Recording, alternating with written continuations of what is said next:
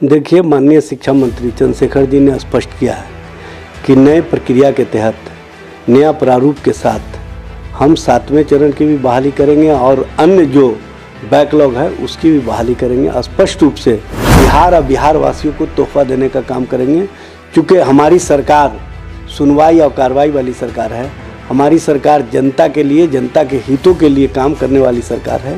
माहौल create Bharatiya Janata party के द्वारा किया जा रहा था, क्योंकि भारतीय जनता पार्टी ने कभी भी नौजवानों के रोज़गार के संबंध में चिंता नहीं की, कभी भी रोज़गार के प्रति उनकी चिंता रही भी नहीं। जब से सत्ता में भारतीय जनता पार्टी केंद्र में आई है, वादा किया था कि 2 करोड़ हर साल रोज़गार देंगे। 8 साल सत्ता को हो गया, 16 करोड़ रोज़गार देना चाहिए था।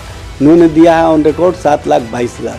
ये है भारतीय जनता पार्टी की कथनी और करनी। बिहार में शिक्षक अभ्यर्थियों की बहाली नहीं हो रही है और इसको देखते हुए बीते दिनों बिहार के शिक्षा मंत्री चंद्रशेखर ने अपने ट्विटर हैंडल पर ट्वीट करे जानकारी दी थी कि 1 महीना के बाद नोटिफिकेशन जारी हो जाएगा। लगातार अभ्यर्थी इंतजार कर रहे हैं। तो वहीं हमारे साथ बात करने के लिए राजद के प्रवक्ता इजाज अहमद जी जुड़ेंगे, बात करेंगे। सर, क्या कुछ कहिएगा, आपके जो मंत्री हैं वो ट्वीट कर जानकारी दिए हैं बहाली को लेकर, कैसे देखते हैं? देखिए, माननीय शिक्षा मंत्री चंद्रशेखर जी ने स्पष्ट किया है कि नए प्रक्रिया के तहत नया प्रारूप के साथ हम 7वें चरण की भी बहाली करेंगे और अन्य जो बैकलॉग है उसकी भी बहाली करेंगे। स्पष्ट रूप से हमारी सरकार की मंशा है कि जो शिक्षा है, जो शिक्षा का स्तर है, उसको मजबूती के साथ आगे बढ़ाने का जो संकल्प है, उस संकल्पों को हम माननीय मुख्यमंत्री नीतीश कुमार जी और माननीय उप मुख्यमंत्री तेजस्वी प्रसाद यादव जी के नेतृत्व में बेहतर व्यवस्था के साथ बिहार और बिहार वासियों को तोहफा देने का काम करेंगे।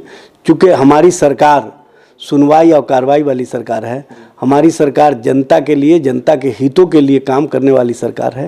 इसलिए जो भी अभ्यर्थी पास आउट किए हुए हैं उनको चिंता की आवश्यकता नहीं है, उनके लिए सरकार चिंतित है और उनकी चिंता में सरकार बेहतर विकल्प के साथ आपको बेहतर तरीके से खुशियाँ देने जा रही है। आप उन खुशियों से सराबोर हो जाएंगे होली से पहले ही, चूँकि जिस तरह का माहौल क्रिएट भारतीय जनता पार्टी के द्वारा किया जा रहा था, क्योंकि भारतीय जनता पार्टी ने कभी भी नौजवानों के रोज़गार के संबंध में चिंता नहीं की, कभी भी रोज़गार के प्रति उनकी चिंता रही भी नहीं।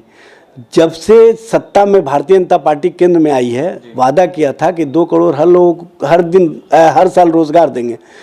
8 साल सत्ता को हो गया, 16 करोड़ रोज़गार देना चाहिए था। इन्होंने दिया है ऑन रिकॉर्ड 7,22,000। ये है भारतीय जनता पार्टी की कथनी और करनी। जबकि हमने 5 महीने के अंदर लगभग 50,000 लोगों को नौकरियां दी हैं, रोज़गार दिया है और हर दिन हम इसको प्रोसेस को आगे बढ़ा रहे हैं और इस प्रोसेस के माध्यम से हम जनता के बीच में जनता के लिए काम कर रहे हैं। ये स्पष्ट रूप से दिख रहा है। इजाज अहमद जी, शिक्षा मंत्री ने जो ट्वीट कर दिया, लेकिन देखा जाए तो शिक्षक अभ्यर्थी अभी भी उग्र होने की बात करें, वो कह रहे प्रदर्शन करेंगे। देखिए, प्रदर्शन से कोई समस्या का हल होता नहीं है। लोकतंत्र में है सबको अधिकार अपना बात रखने का, लेकिन जब सरकार ही उनके लिए चिंतित है, सरकार ही उनके काम को करने के प्रति उत्सुक है, तो वो धैर्य रखें और धैर्य से ही सारा समस्या का निदान होता है।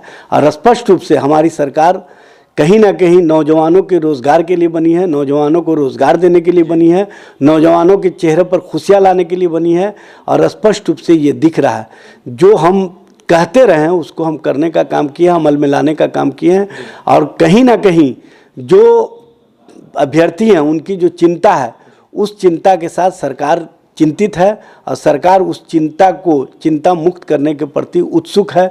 और आप देखेंगे कि जल्द ही जो शिक्षक अभ्यर्थी हैं उनके चेहरे पर मुस्कान दिखेगा, उनके चेहरे पर खुशियाँ देखेंगी, क्योंकि हम खुशियाँ देने वाली सरकार लाए हैं और नौजवानों को और नौजवानों के परिवार के बेहतर भविष्य को हम और बेहतर करने के प्रति सरकार के स्तर से जो प्रयास कर रहे हैं उसमें उनको साथ देने के लिए धैर्य रखने की आवश्यकता है। विपक्षी दलों के द्वारा जिस तरह की राजनीति की जा रही है, चूँकि वो जुमलाबाज हैं, वो रोज़गार के प्रति चिंता नहीं रखते हैं। वो चाहते हैं कि नौजवानों को उलझा करके नफ़रत के माहौल में खड़ा रखें और हम चाहते हैं कि नफ़रत के माहौल से निकाल करके मोहब्बत के माहौल में लाएं और उनको उनके भविष्य के साथ हम बेहतर विकल्प देने का काम करें, और उस दिशा में हम निरंतर कार्य कर रहे हैं, निरंतर प्रयास कर रहे हैं, और उसमें हम पूरी तरह से सफल हैं। अंतिम सवाल रहेगा सर आपसे, जिस तरीके से अभ्यर्थी आंदोलन करने जा रहे हैं, उन अभ्यर्थियों को क्या कुछ कहिएगा, क्या संदेश दीजिएगा? देखिए, मेरा एक ही संदेश है कि धैर्य रखें। आपके लिए सरकार चिंतित है, आपके चिंता में सरकार जुड़ी हुई है। सरकार चूँकि स्वयं इच्छुक है कि आपके परिवार और आपका भविष्य बेहतर हो, तो उस बेहतर भविष्य के लिए आपको भी संयम से काम लेना चाहिए, और आप अपने आंदोलन को सकारात्मक दृष्टिकोण से लेकर के ये स्पष्ट रूप से सोच रखें कि सरकार आपके साथ खड़ी है, और सरकार जब आपके साथ खड़ी है तो आपको चिंता की आवश्यकता नहीं है। आपके लिए हम जब खड़े हैं तो आपके चेहरे पर मुस्कान भी दिखेगी, आपका भविष्य भी बेहतर दिखेगा, और आप भी बेहतर दिखेंगे। सिर्फ संयम और धैर्य की आवश्यकता है। बिल्कुल, तो सिर्फ संयम और धैर्य की आवश्यकता है। हमारे साथ एजाज अहमद थे, राजद के प्रवक्ता हैं। तो वहीं जिस तरीके से बिहार के शिक्षा मंत्री चंद्रशेखर ने ट्वीट करे जानकारी दी थी, 1 महीना बाद आप लोगों का नोटिफिकेशन जारी हो जाएगा, उसी के तर्ज पर नोटिफिकेशन जारी होगा। तो वहीं एजाज अहमद ने तमाम बातें क्लियर कर दी है। तो वहीं तमाम अभ्यर्थी जो आंदोलन करने जा रहे हैं, उनको एजाज अहमद ने साफ कहा है कि धैर्य रखिए, इंतजार कीजिए, बहाली आप लोगों की होगी, वो भी होली से पहले। देखने वाली बात यह होगी कि बहाली कब तक होती है। एजाज अहमद थे, राजद के प्रवक्ता थे, क्या कुछ करते आपने सुना है। और भी तमाम खबरों के लिए NBC 24 के साथ बने रहे। पटना से सहयोगी पंकज के साथ अभिषेक की रिपोर्ट।